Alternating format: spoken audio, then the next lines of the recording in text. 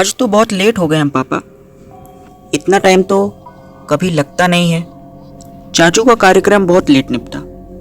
ये गृह प्रवेश जैसे कार्यक्रम में देरी हो जाती है बेटा। उनका ये कार्यक्रम भी तो शाम से शुरू था। रुक भी जाते पर ऑफिस में फिलहाल छुट्टी नहीं मिल रही थी तो वहाँ से निकलना पड़ा। खैर क्या कर सकते हैं, बस घर जाकर आराम करेंगे। तुम्हारी मम्मी को तो देखो कितने आराम से सोई हुई है। अपनी पत्नी की तरफ देखकर मुस्कुरा कर कहा, मम्मी को तो कहीं भी नींद आ जाती है। उसकी बेटी भी हंसते हुए बोली, रात का समय करीब 2:15 बजे के आसपास नासिक कसारा घाट का हाईवे के थोड़े पहले और बाहर होती तेज बारिश माहौल को थोड़ा डरावना बना रहे थे। उस आधी रात में तेज बारिश के बीच एक कार चली जा रही थी। उसमें सवार थे पिता, बेटी, उसकी माँ और कार का ड्राइवर अपने छोटे भाई के गृह प्रवेश के कार्यक्रम से लौट रहे थे। पर आज पहली बार इतनी देर हो गई थी तो आधी रात का समय हो चला। रमेश कुछ गाने लगा दो, कम से कम टाइम पास हो जाएगा, तिवारी जी ने अपने ड्राइवर से कहा। रमेश ने गाने चला दिए। तिवारी जी और उनकी बेटी सूची को नींद आ रही थी। बस घर पहुंचने की देरी थी ताकि आराम से सो सके। तब तक गाने ही लगा दिए। उनकी पत्नी तो वैसे भी गहरी नींद में थी तो कोई परेशानी की बात नहीं थी। बाहर बारिश भी थोड़ी तेज थी तो सूची थोड़ा डर भी रही थी क्योंकि उन्हें पहली बार लेट हो चला था। फिर ये हाईवे, उसने काफ़ी कुछ सुन रखा था इसके बारे में कि थोड़ा डरावना है या कुछ ही देर में वो लगने वाला था। वैसे वो कई बार इस जगह से आ जा चुके हैं, पर दिन के समय या ज़्यादा से ज़्यादा शाम, बस इससे लेट वो कभी नहीं हुए। हालांकि उसके चाचा ने भी रुकने को कहा पर सूची के पिता ऑफिस के काम बोलकर निकल आए। उन्हें ऐसी बात में बिल्कुल विश्वास नहीं था। सूची को भी नहीं पता था, पर आज थोड़ा डर लग रहा। एक तो बारिश का मौसम, ऊपर से हाईवे, और फिलहाल उनकी ही कार थी जो उस रास्ते में थी। बाकी इक्का दुक्का वाहन ही उसे दिख रहे थे।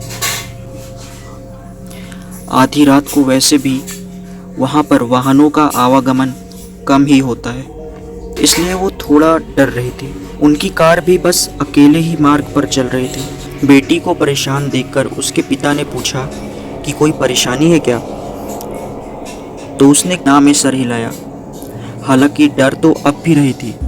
थोड़ी ही देर में घाट लगने वाला था तो ड्राइवर ने कहा, साहब अभी घाट लगने वाला है, बस तब तक थोड़ा शांत रहे। बस हो सके तो थोड़ा आंखें बंद करके लेट जाइए, पर बाहर बिल्कुल मत देखना जब तक ये घाट खत्म नहीं हो जाता। क्यों, ऐसा क्यों कह रहे हो तुम? तिवारी जी ने कहा। साहब यहाँ पर कई एक्सीडेंट होते हैं तो कईयों की अतृप्त आत्माएं रात के समय भटकती है। हम ड्राइवर लोगों का ये रोज़ का काम ही है, तो हम अपनी सुरक्षा के साथ ध्यान भी रखते हैं। वो बोल ही रहा था कि तिवारी जी ने बात काटते हुए थोड़ा नाराज़ होते हुए बोले, फालतू की बात मत करो। एक तो सूची के साथ है, ऐसी बातें करके उसे और ना डराओ। मैडम तो सो ही रही है और अभी हम तो जाग रहे हैं ना। एक तो रात है और ऐसी बातें करोगे तो डर जाएगी। ये कहते हुए वो सूची की ओर देखे जो डरी हुई लग रही थी। पापा सुनो ना। पापा सुना तो मैंने भी है। चुप रहो बेटा, ऐसा कुछ नहीं है, तुम इन फालतू की बातों पर ध्यान ना दो। बोलते हुए उन्होंने उसे अपने कंधे से सटा लिया। चलते हुए उन्हें कुछ देर लगी कि तभी ड्राइवर ने गाने बंद कर दिए। अब तो सूची के पापा ने थोड़ा गुस्से से बोला, अब ये क्यों बंद कर दिया?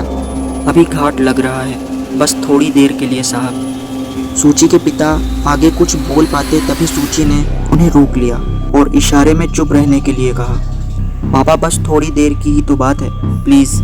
सूची ने कहा तो उन्होंने भी हामी में सहमति दी। अब वो घाट लग चुका था और वो आगे भी निकल आए थे। एक तो काली अंधेरी रात, जिस पर घाट बहुत ही डरावना लग रहा था और तेज बारिश की आवाज़ सिहरन सी पैदा कर रही थी। दूर दूर तक बस अंधेरा ही अंधेरा था, सिर्फ गाड़ी की हेडलाइट तक ही दिख पा रहा था। घाट के दोनों तरफ खूब अंधेरा था, जिसमें दूर दूर के शहरों के भाग नजर आ रहे थे और दिखने के नाम पर बस छोटी छोटी बल्बों की लड़ियां समान लग रहे थे। कार में भी शांति छाई हुई थी। सूची ने अपना मोबाइल निकाल लिया और उसमें गेम खेलने लगी। उसकी कोशिश थी कि वो बाहर ध्यान ही न दे। अभी गाड़ी चल ही रही थी कि दूर सड़क के बीचों बीच उन्हें कोई बैठा नजर आया। सूची के पापा ने देखा, पर वो कुछ समझ नहीं पा रहे थे। वो मन ही मन सोच रहे थे कि भला इतनी रात को बीच सड़क पर कौन बैठा हो सकता है। इसी उधेड़-बुन में उनका हाथ सूची से जा टकराया, तो सूची ने अपना सिर उठाते हुए देखा तो पापा को सामने परेशान सा देख वो भी सामने देखने लगी। अब कार जैसे जैसे नज़दीक पहुंच रही थी, वो आकृति थोड़ी थोड़ी साफ नजर आने लगी और फिर वो बहुत ही साफ दिखने लगी, जिसे देखकर दोनों का दिल धक से हो गया।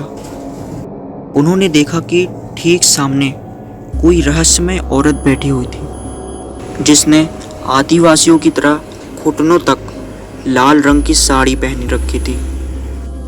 उसका रंग सांवला था, पर चेहरे पर लाश जैसे सपाट भाव थे। उसके बाल घुटनों तक आ रहे थे, जो हवा में इतनी बारिश में भी लहरा रहे थे। तेज बारिश का जैसे उस पर कोई असर नहीं हो रहा हो, वैसे सपाट भाव लिए वो थी और उसके घुटने मुड़े हुए थे, जैसे कोई कुर्सी पर बैठा हो, अपने पैरों को मोड़कर। और डरावना ये था कि वो किसी कुर्सी पर नहीं, बल्कि हवा में उस तरह बैठी हुई थी और आंखों का रंग सुर्ख लाल। उसका चेहरा वैसे ही स्थिर सा उनकी गाड़ी की तरफ था, जिसे देखकर सूची और उसके पिता का दिल जोरों से धड़कने लगा। ड्राइवर भी डरा हुआ था। वो मन में हनुमान चालीसा का पाठ करने लगा और देखते ही देखते उसने गाड़ी चलाना जारी रखा और वो उस औरत के आर पार हो गई। अब तो दोनों पिता बेटी पसीने से नहा चुके थे। फिलहाल कुछ बोलना ठीक नहीं समझा और चेहरे पर खौफ लिए एक दूसरे को कस के पकड़े हुए थे। ड्राइवर अब भी धीमे धीमे हनुमान चालीसा का पाठ कर रहा था, तो ये देख दोनों भी खुद ब खुद मन ही मन हनुमान चालीसा का पाठ करने लगे। कुछ देर थोड़ा आगे उन्होंने देखा कि कोई आदमी अपना एक हाथ लहरा रहा है, जैसे वो गाड़ी को रोकने के लिए कह रहा हो। ड्राइवर रमेश ने अब की बार भी गाड़ी नहीं रोकी और सबसे हैरान और डरावनी बात तब हुई जब कुछ ही दूरी पर आगे वही आदमी सड़क के बीचों बीच खड़ा था। इस बार उसकी आंखों की पुतलियां एकदम सफ़ेद थी और चेहरा सुर्ख सफ़ेद, जिसमें से बारिश की तेज धार उसके चेहरे पर लग रही थी, पर उसके भी भाव एकदम लाश जैसे सपाट और वो हवा में ऊपर की ओर लटकते हुए लहरा रहा था। इस बार रमेश ने कुछ तेजी से गाड़ी चलाई, जैसे उसने उस आत्मा को देखा ही नहीं हो। ऐसे ही खौफ में कुछ देर और बीता, फिर वो घाट भी समाप्त हो गया। अब वो मुख्य हाईवे की तरफ लगती हुई सड़क पर आ चुके थे। बारिश अब थोड़ी सी धीमी हो चुकी थी। सूची और उसके पिता का अब तक हाल बुरा हो चुका था। उन्हें तो विश्वास ही नहीं हो रहा था कि ऐसा भी कुछ इस दुनिया में मौजूद है। आज पहली बार ऐसा खौफनाक नज़ारा देखने को मिला था, जो उन्हें रमेश की एक बात एकदम सही साबित हुई थी। दोनों ने पहले पानी पीकर अपना गला तर किया, जो खौफ से सूख चुका था। फिर सूची के पापा ने रमेश से पूछ ही लिया, वो क्या था? वो आखिर क्या था जो अभी थोड़ी देर पहले दिखा था? वो क्या था? वो हो क्या रहा था?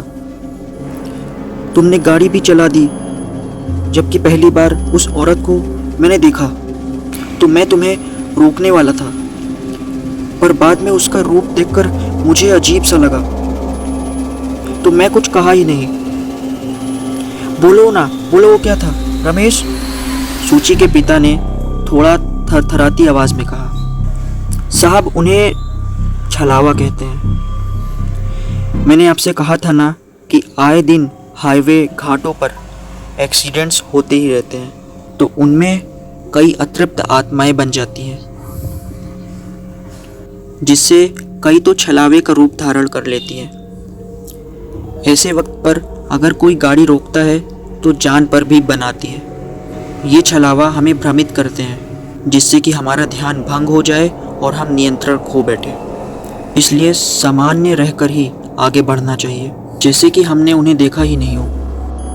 तुम ऐसा कितनी बार देख चुके हो? सूची के पिता ने पूछा। ड्राइवर के काम में हमें रात बेरात आना जाना पड़ता है। ऐसे कितने ही छलावे भ्रमित करते हैं, पर हमें ये सब पहले ही पता होता है, तो अपनी सुरक्षा का ध्यान रखते हैं। जैसे मेरा हनुमान जी का लॉकेट। उसके गले का लॉकेट दिखाते हुए कहा उसने। यह हमेशा मेरी रक्षा करता है, और हनुमान चालीसा पढ़ने से मन का डर भी काबू में रहता है, रमेश ने कहा। सही है, कुछ सोचते हुए सूची के पिता ने कहा। सूची इस वक्त कुछ कहने की हालत में नहीं थी। ना चाहते हुए भी उसने जो देखा उससे अभी भी वो डरी हुई थी। वो अपने पिता से बिल्कुल सट कर बैठी थी। सूची की माँ दिन दुनिया से करीब 1 घंटे के बाद वो अपने घर पहुंच चुके थे। तिवारी जी, सूची के पिता ने उनकी पत्नी को जगाया, जो बहुत जागने पर उठी। अलसाई सी ऊँघते हुए आधी नींद में थी। वो लोग घर के अंदर आए और सीधा अपने कमरे में सोने के लिए चले गए। सूची की माँ आधी नींद में थी। वो बिस्तर पर पड़ते ही वापस गहरी नींद में सो गई। तभी सूची भी आ गई और उसने अपने पिता से कहा, पापा, कुछ दिन मैं आपके और मम्मी के साथ सो जाऊं प्लीज़? अरे बेटा, इसमें प्लीज़ कहने वाली क्या बात है? मैं जानता हूँ तुम थोड़ी डरी हुई हो, चलो अब सो जाओ। वो लोग सोने की कोशिश करने लगे, पर नींद तो आंखों में थी ही नहीं। रह रहकर वो डरावना मंजर याद आता, जिससे वो सो भी नहीं पा रहे थे। अच्छा हुआ मम्मी सो रही थी। देखो ना पापा, अभी भी कितनी सुकून की नींद सो रही हैं। एक हम हैं जो सो ही नहीं पा रहे। सोचा था कि घर जाकर मस्त चैन की नींद सो जाएंगे, पर यहाँ तो नींद उड़ी हुई है। सूची ने अपनी माँ की ओर देखकर पापा से हल्की मुस्कुराहट के साथ कहा, हाँ वो तो है, कोशिश ही करते हैं सोने की, शायद आ जाए। कहते हुए वो सोने की कोशिश करने लगे। काफी देर जगने के बाद दोनों की नींद लगी। सुबह हो चुकी थी। तिवारी जी भी ऑफिस के काम से उठ गए थे। उनकी नींद पूरी ना होने से वो सुस्त नजर आ रहे थे। सूची अभी तक सो रही थी। अपने पति को यूं सुस्त देख उनकी पत्नी ने कहा, लगता है आपकी नींद पूरी नहीं हो पाई, लेट सोए थे क्या? अब तुम तो सो गई थी ना, तुम्हें क्या पता आंखों से कल नींद कैसे गायब हो गई थी। वो मन ही मन कल का डरावना मंजर याद करते हुए बोली, जी मतलब समझी नहीं। अरे कुछ नहीं, वो रास्ते में कल थोड़ा सा मैं सो गया था, इसलिए घर आकर नींद लेट लगी। चलो छोड़ो ये सब, मुझे ऑफिस के लिए निकलना है। बात बदलते हुए उन्होंने कहा, वो नहीं चाहते थे अब कल का कोई वाकया दोहराना पड़े। आज चाहे तो आप आराम कर लीजिए, वैसे भी बाहर बारिश हो रही है, उनकी पत्नी ने कहा। नहीं नहीं, चलता हूँ, पर हाफ डे की छुट्टी लेकर आ जाऊँगा, तब आराम कर लूँगा। कहते हुए वो ऑफिस के लिए निकल गए। बारिश का मौसम था तो आज भी बाहर बारिश हो रही थी, रिमझिम सी। रास्ते में तिवारी जी ना चाहते हुए भी सोच ही पड़े। कल भी बारिश थी, पर ऐसी रिमझिम नहीं, काफ़ी तेज थी और डरावनी भी। आगे से आना पड़े तो रात के पहले ही निकल जाऊंगा या दिनों दिन। सच ही तो है, भूला भी कैसे जा सकता है उस डरावने अनुभव को, उस तेज बरसात में कुछ पल के लिए खौफनाक हाईवे के उस सफ़र को।